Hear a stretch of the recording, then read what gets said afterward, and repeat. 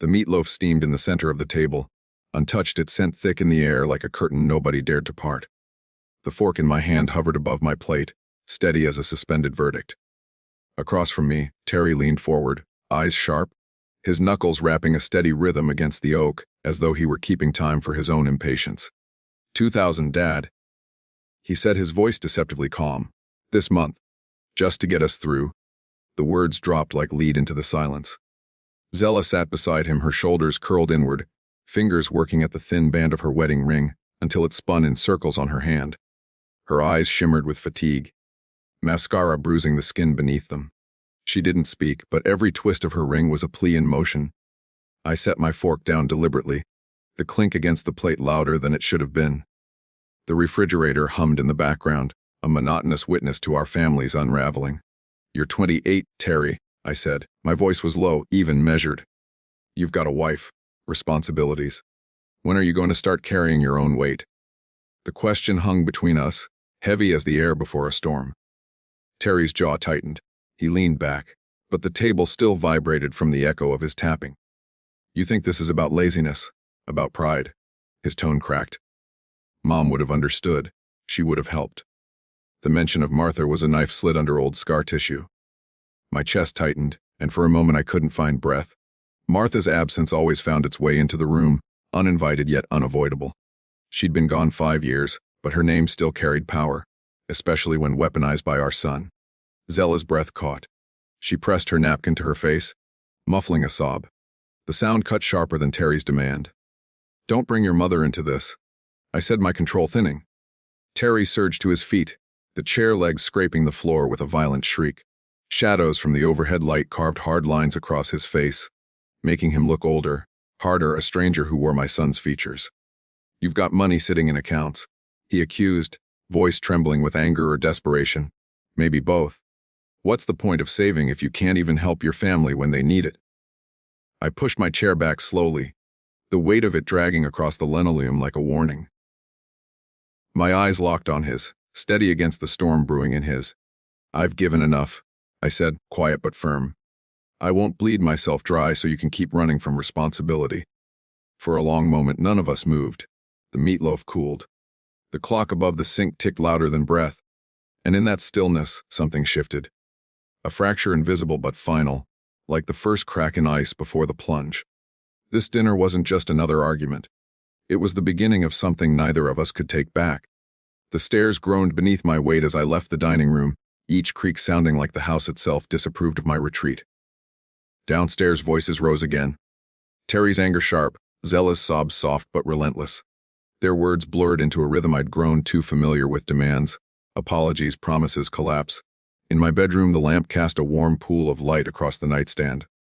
Martha's photograph sat there, the same way it had for 5 years. Her smile frozen, her eyes bright, the blue dress she wore on our anniversary cruise forever vibrant. I reached for the frame, tracing her cheek with my thumb.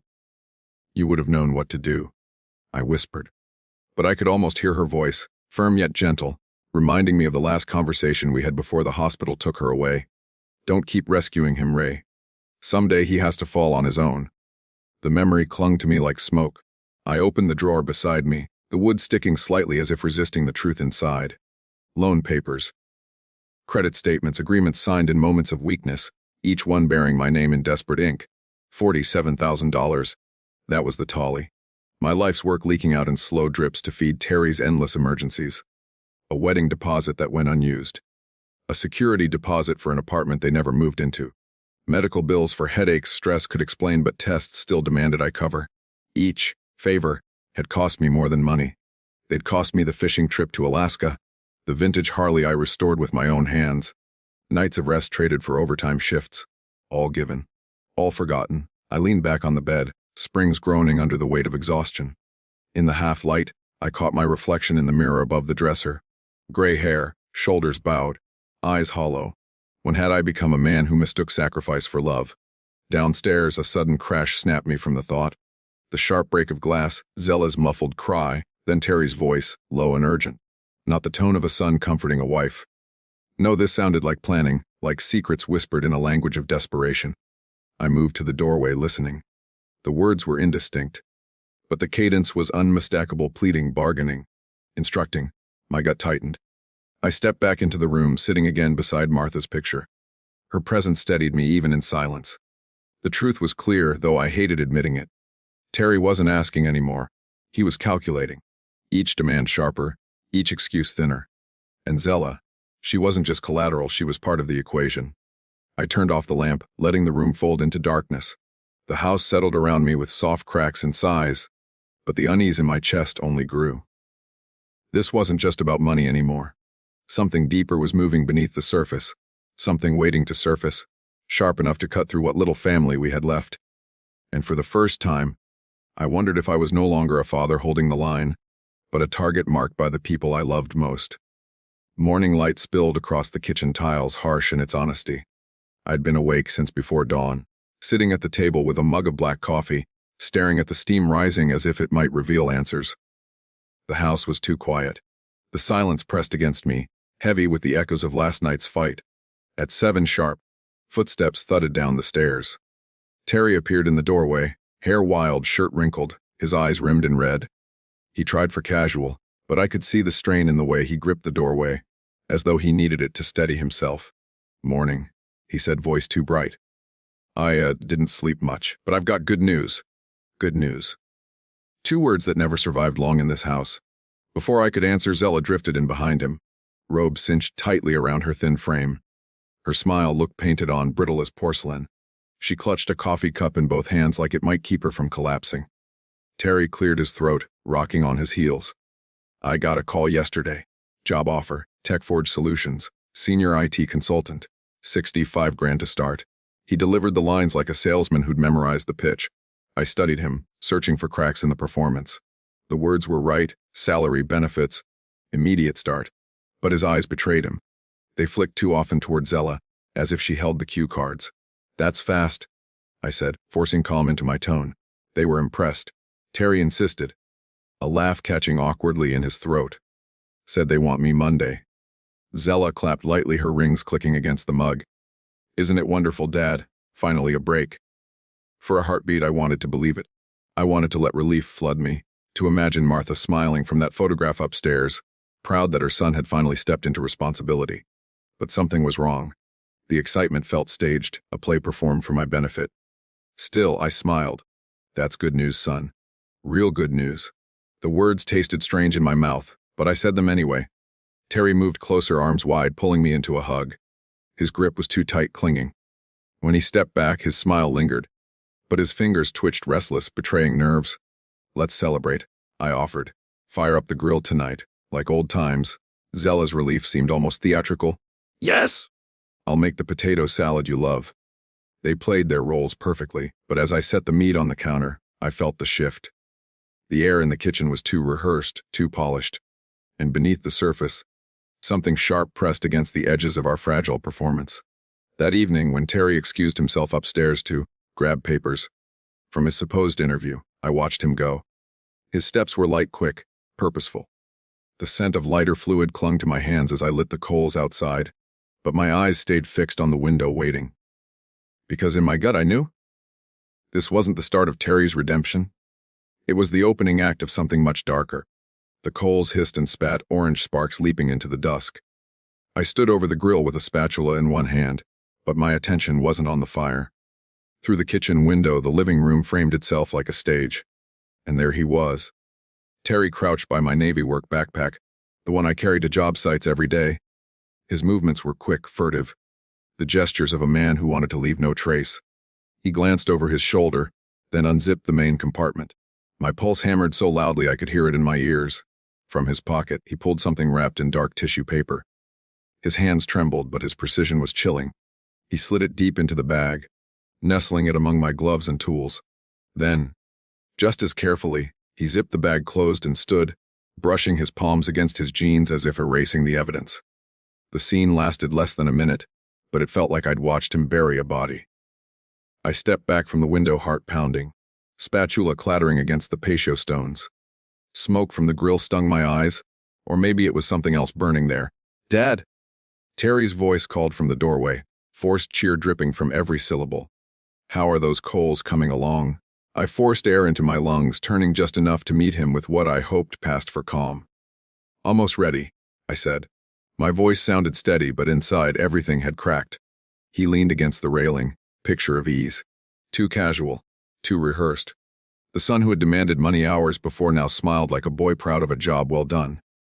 I couldn't stop seeing those hands slipping something into my bag. "Could you grab my gloves from the garage?" I asked, testing him. My tone light, his smile flickered, barely, but enough. Then he recovered. "Sure thing, Dad." When he disappeared inside, I exhaled shakily, every muscle in my body taut. My mind screamed for answers, but fear held me still. What had he planted? Why me? The moment the upstairs pipes groaned, the sound of water running in the bathroom, I moved. Inside, the house felt unfamiliar. Shadows stretching too long across the walls. My backpack sat where Terry had left it, ordinary, innocent. My hands shook as I unzipped it. Gloves, tape measure notebook, and then the foreign weight. Wrapped in tissue exactly as I'd seen. I peeled the paper back, the crinkle deafening in the quiet. The ring caught the lamplight, blinding in its brilliance. A diamond the size of a knuckle, framed by smaller stones, set in platinum, heavy, real. Worth more than anything my son had ever owned. I sank into the nearest chair, legs weak. The jewel burned against my palm, as though it carried every terrible answer I didn't want. Upstairs, Terry hummed to himself, a nervous tune masking intent, and I sat frozen in my own living room, holding proof that my son hadn't just asked too much of me. He had betrayed me. Deliberately. Completely. The night air had turned sharp by the time the sirens cut through it. Low at first, then swelling until the sound pressed against the walls of the house. Car doors slammed in unison. Voices carried with authority. I stepped onto the patio just as 3 uniformed officers rounded the corner, led by a woman whose expression brooked no argument. Her hand hovered near her holster. Police. Nobody move. Azella froze in the kitchen doorway, a salad bowl slipping from her grip. Lettuce scattered across the bricks like a celebration gone sour. Terry, though. Terry's face transformed, the mask of cheer dissolved, replaced by something electric. Anticipation, he pointed at me. No hesitation. No stutter. That's him. Officer. I saw the ring in his backpack. The word struck harder than any blow. For a heartbeat, the world tilted, smoke rising from the grill, Zella's theatrical gasp, the officers fanning out around me. What ring? My voice cracked against the weight of his accusation. Officer Brooks, her name badge caught the light, moved briskly toward the house. Sir, step back from the fire. I obeyed, spatula falling from my hand with a metallic clatter. Terry walked beside her like a guide, too comfortable, too detailed. It's in the front pocket, he explained, eager, wrapped in tissue paper. I saw him put it there myself. The betrayal hollowed me out. My son's voice, once asking for bedtime stories, now delivering me to prison. But I said nothing. Inside, my belongings spilled across the coffee table under Officer Brooks's meticulous hands gloves. Notebook, tools, no ring. Her brows knit, she checked again and again. It has to be there, Terry insisted, desperation creeping in. His eyes darted to me, then to Zella, searching for rescue that wouldn't come. That's when I spoke. Calm, steady. The voice of a man who had built his life on measurements, not illusions. Officer, if you don't find it there, you might check my son's dresser drawer. Middle one. The air thickened. Terry spun toward me, panic raw in his eyes. No, you can't. There's no reason to. But she was already climbing the stairs, her partner close behind. The silence stretched, broken only by Terry's ragged protests, his composure unraveling thread by thread. Then footsteps, a drawer opening, and the sound of a plastic evidence bag crinkling as diamonds caught the hallway light. When Officer Martinez emerged holding the ring, Terry's face collapsed. The panic was no longer masked. Terry Harlan, you're under arrest for filing a false police report and possession of stolen property. The handcuffs clicked, metallic and final. Zella's sobs turned real for the first time, mascara streaking down her face. But Terry's eyes stayed locked on mine as they led him away. Fury, disbelief, and, beneath it all, a plea I couldn't answer. I stood amid overturned furniture and cooling meat on the grill, listening to my son swear I'd ruined his life, even as evidence and truth wrapped around his wrists. And in that moment, I understood this wasn't just the end of his scheme. It was the burial of the boy I had raised. The courtroom was colder than I expected, not in temperature, but in spirit. Like the wood, paneled walls had absorbed too many lives unraveling within them. I sat in a suit that didn't fit anymore, the same one I'd worn to bury Martha, and watched my son shuffle in wearing county orange. For a moment, I almost didn't recognize him. Shackles dulled his swagger. His face, once quick with excuses, now sagged under weeks of confinement. He glanced my way, and for a flicker of a heartbeat, I saw the boy who used to fall asleep in the back seat after Little League. Then it was gone, buried beneath the man who had tried to destroy me. Mr. Harlan, the prosecutor's voice drew me forward. Describe what you observed. I kept my eyes on the judge, not my son. I saw Terry place a stolen ring in my backpack. He meant for the police to find it there. And my words landed heavy in the silence, facts stripped of emotion and engineer reporting data. Still, they cut deeper than any accusation could. The defense tried to paint it as misunderstanding, a son protecting a desperate father.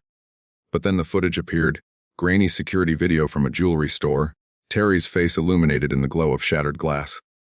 The timestamp matched his so-called interview. The lie dissolved in pixels and timestamps. When the sentence fell, 5 years, Terry erupted, voice cracking with panic. "Dad, please!" "You don't know, it was desperate. I didn't mean." The gavel silenced him. Shackles clink, and just like that my son was led away by strangers, his final glance a mixture of fury and plea, demanding forgiveness I no longer had to give. Outside, reporters clamored, microphones thrust like weapons. Father betrayed by son. Family torn apart by greed. I pushed through without a word, the headlines already writing themselves behind me. Days bled into weeks. The house emptied, its walls echoing with silence sharper than any argument.